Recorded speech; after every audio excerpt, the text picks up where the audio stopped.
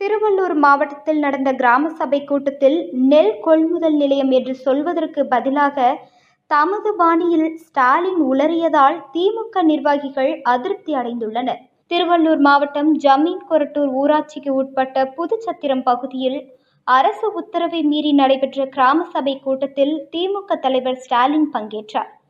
கிராம சபை கூட்டம் என்பது சம்பந்தப்பட்ட கிராம மக்கள் கலந்து கொள்ளும் கூட்டம் என்பதை மறந்து வெளியூர்களில் இருந்து ஆட்களை அழைத்து வந்து கிராம சபை கூட்டத்தில் கலந்து கொள்ள வைத்துள்ளனர்.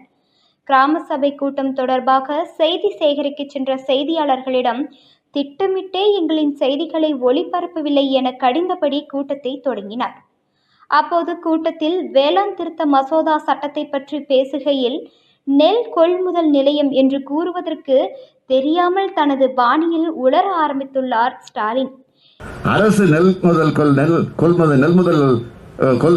நெல்ல வந்து சாரி இவரான தங்களுக்கு தெரியாத சட்டம் ஒன்றும் இல்லை, தண்டனை வழங்குமாறு மிக தாழ்மையை கேட்டுக்கொள்கிறேன். இவரான பார்த்தீங்களா என்ன இன்னைக்கு ரொம்ப ஜாம் ஆகுது. கொள்முதல் செய்வதற்கான நிலையங்கள் இருக்கு பாருங்க. அரசின் சார்பில் நெல் கொள்முதல் செய்வதற்கு நிலையங்கள். அடுத்த லைன் அப்புறட்டா கட் பண்ணு, அதே இடத்துல சுத்தாத. இது அங்கு அமர்ந்திருந்த வெளியூர் கிராம மக்களுக்கு நகைச்சுவையையும் குழப்பத்தையும் ஏற்படுத்தியது. இதனால் கிராம சபை கூட்டத்தில் சிறிது நேரம் சலசலப்பு ஏற்பட்டது. அரசின் தடையை மீறி நடத்தப்படும் இந்த கிராம சபை கூட்டத்தை வலுவானதாக தலைவர் மாற்றுவார் என்று எண்ணியிருந்த திமுக நிர்வாகிகளை தனது உளறல் பேச்சால் ஏமாற்றம் அடைய செய்துள்ளார் மு.க. ஸ்டாலின்.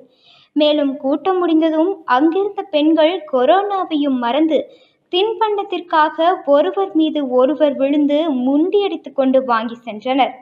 இதனால் அப்பகுதியில் கொரோனா வைரஸ் பரவும் அபாயம் ஏற்பட்டுள்ளது.